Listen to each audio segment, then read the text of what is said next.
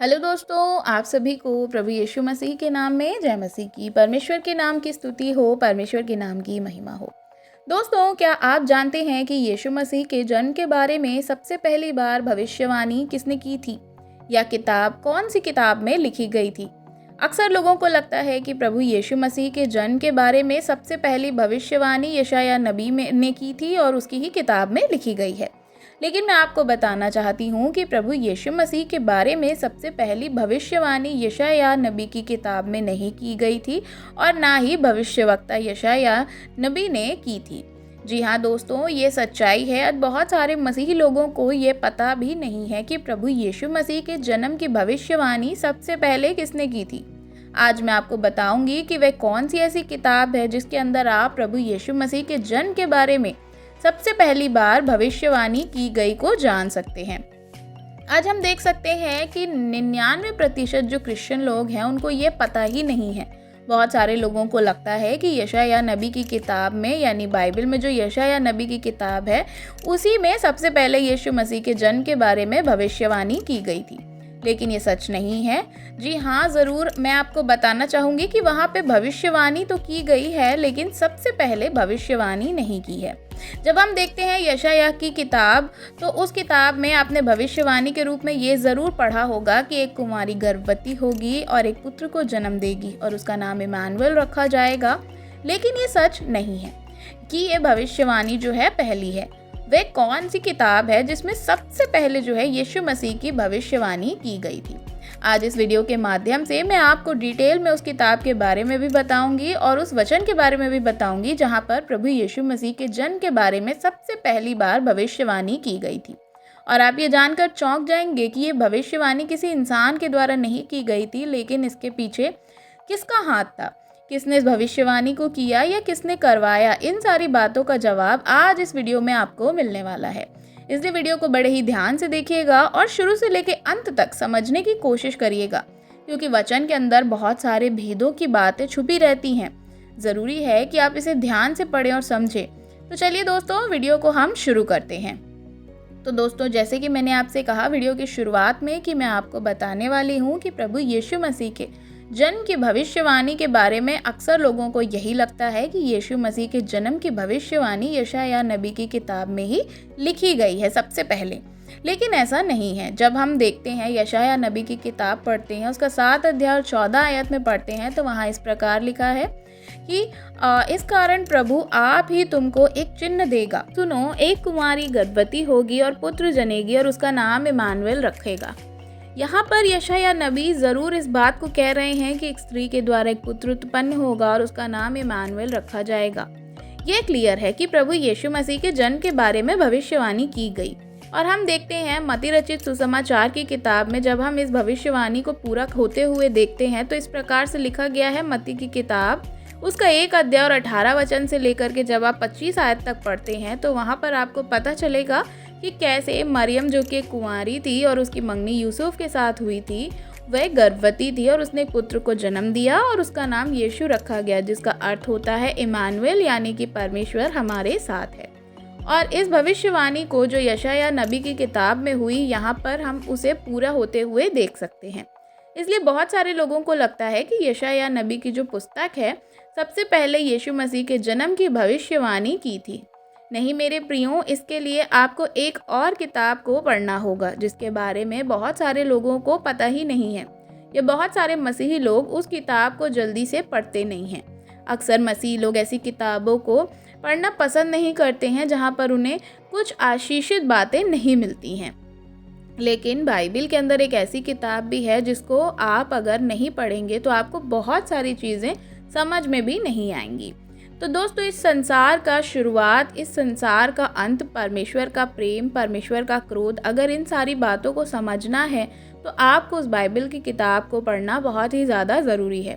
तो वह कौन सी किताब है? तो मैं आपको बताना चाहूँगी कि वो किताब है उत्पत्ति की, यानी कि जेनेसिस। जी हाँ दोस्तों, मैं बताना चाहूँगी कि उत्पत्ति की जो किताब है जेनेसिस एक ऐसी किताब है, अगर आप उसको ढंग से नहीं पढ़ोगे तो आपको बहुत सारी बातें जो परमेश्वर की ओर से हैं आपको पता ही नहीं चलेगा।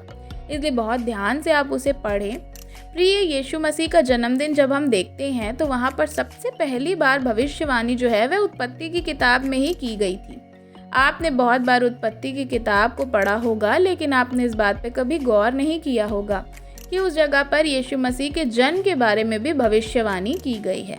सबसे पहले भविष्यवाणी थी और वह किसी इंसान ने नहीं की थी। जी हाँ मेरे दोस्तों, मैंने आपको जैसे कि वीडियो की शुरुआत में कहा कि वह किसी इंसान के द्वारा नहीं की गई थी, कि इंसान ने यीशु मसीह के जन्म की भविष्यवाणी सबसे पहले नहीं की थी। वह किसने की थी? स्वयं परमेश्वर ने प्रभु यीशु मसीह के बारे में भविष्यवाणी की थी, उसके जन्म के बारे में। और वो आयत कौन सा है वह भी मैं आपको बताना चाहूँगी। जब हम देखते हैं उत्पत्ति की किताब, उसका 3 अध्याय और उसकी 15 आयत में जब आप पढ़ते हैं तो वहाँ पर इस प्रकार से लिखा है, मैं तेरे और इस स्त्री के बीच में और तेरे वंश और इसके वंश के बीच में एक बैर उत्पन्न करूँगा और वह तेरे सिर को कुचल कुचल डालेगा और तू उसकी एड़ी को डसेगा।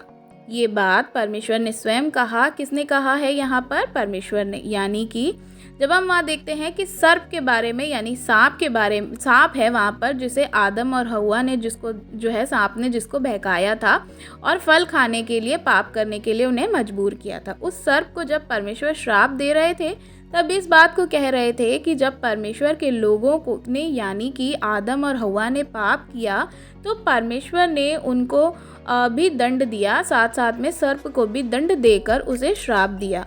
और यहाँ पर परमेश्वर जब ये कहते हैं कि मैं तेरे और इस स्त्री के वंश के में बैर उत्पन्न करूँगा, तो मेरे प्रियो सबसे पहले आपको ये समझना होगा कि ये यीशु मसीह के जन्म की भविष्यवाणी कैसे हो गई। यहाँ पर तो हव्वा की बात कर रहे थे और इसके और तेरे स्त्री के बीच में बैर उत्पन्न करूँगा, लेकिन आपको समझना होगा बाइबल जब भी आप किसी के वंशावली या किसी के कह सकते हैं कि वंश के बारे में आम तौर पर जब आप जिक्र करते हैं तो बाइबल में हमेशा पुरुष को देखकर बताया गया है। इसका पुत्र जो है, उसका पुत्र जो है, आदम का पुत्र कौन है, हाबिल का पुत्र कौन है, साहा का, इस प्रकार से जो है आप सारी वंशावलियों को पढ़ सकते हैं, तो जो कि है पुरुष के माध्यम से ही बताया गया है। तो यहाँ पर जब हम देखते हैं परमेश्वर वहाँ पर बताते हैं, लेकिन इस वचन में परमेश्वर ने आदम का नाम जिक्र में नहीं लाया है। उन्होंने सीधा जो है स्त्री के पुत्र के बारे में कहा है, यानी कि मरियम जो कि कुंवारी थी और वह स्त्री थी और उसकी शादी नहीं हुई थी, इसलिए उसने आगे पुरुष का नाम नहीं जोड़ा। इसलिए यीशु मसीह के जन्म के बारे में जब हम पहली भविष्यवाणी देखते हैं तो वह परमेश्वर ने बताया कि स्त्री के और उस सर्प के बीच में वे क्या करेंगे? बैर को उत्पन्न करेगा। और परमेश्वर ने उस सर्प को ये चीज़ कही थी। आखिरी में सर्प से परमेश्वर ने क्या कहा था कि तेरे एड़ी को वह डसेगा और तू उस पर वह तेरे सर को कुचल डालेगा। इस बात को हम देख सकते हैं कि शैतान ने प्रभु यीशु मसीह को क्या किया था? क्रूस पर जब चढ़ा दिया था तो इसका मतलब ये था कि उसको तकलीफ़ हुआ, उसने उसकी एड़ी को डसने का माध्यम जो है क्रूस के द्वारा चुना था ताकि वह क्रूस पर चढ़े। लेकिन आप देख सकते हैं कि उसकी बलिदान ये दर्शाता है कि यीशु मसीह का जो बलिदान है वह हमें बताता है कि शैतान ने कैसे यीशु मसीह की एड़ी को डसा और उसने पुनरुत्थान, यानी यीशु मसीह जो है मुर्दों में से तीसरे दिन जी उठते हैं, तो हम देखते हैं कि कैसे यीशु मसीह ने सर्प के सिर को कुचल डाला, उसका सबसे बड़ा हथियार जो मृत्यु था उसे समाप्त कर दिया। तो मेरे प्रियो, यह सबसे पहली भविष्यवाणी जो है यीशु मसीह के जन्म के बारे में वह उत्पत्ति में ही की गई थी और वह स्वयं परमेश्वर ने वहाँ पे इस बात को बताया था। क्या आज से पहले आपको ये पता था? अगर आपको ये पता था तो बहुत ही अच्छा है, क्योंकि आपको बहुत ही ध्यान से बाइबल को पढ़ना है। अगर आपको नहीं पता था तो आज आपको पता चल गया है। तो मेरे प्रियो, अब आपने बाइबल में जो है आप वो नोट कर सकते हैं कि सबसे पहली भविष्यवाणी जो थी वह यशायाह की किताब में नहीं हुई थी, बल्कि परमेश्वर ने खुद उत्पत्ति की किताब में इसके विषय में वर्णन किया है। तो यहाँ से आप देख सकते हैं कि कैसे कुंवारी गर्भवती हुई और एक पुत्र उत्पन्न हुआ और उसका नाम इमानुएल रखा गया, जिसका अर्थ है परमेश्वर हमारे साथ। परमेश्वर ने जब भविष्यवाणी की तो वह दृष्टांत के रूप में हम देख सकते हैं कि स्त्री की संतान सर्प के सिर को कुचलेगा और वह उसकी एड़ी को डसेगा। सर्प को हमेशा शैतान ही बताया गया है बाइबल में।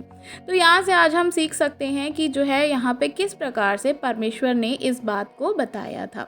अजगर सांप जो है वह शैतान को ही बताता है। बाइबल में जब हम देख सकते हैं शैतान के लिए सर्प या अजगर का शब्द ही इस्तेमाल किया गया है।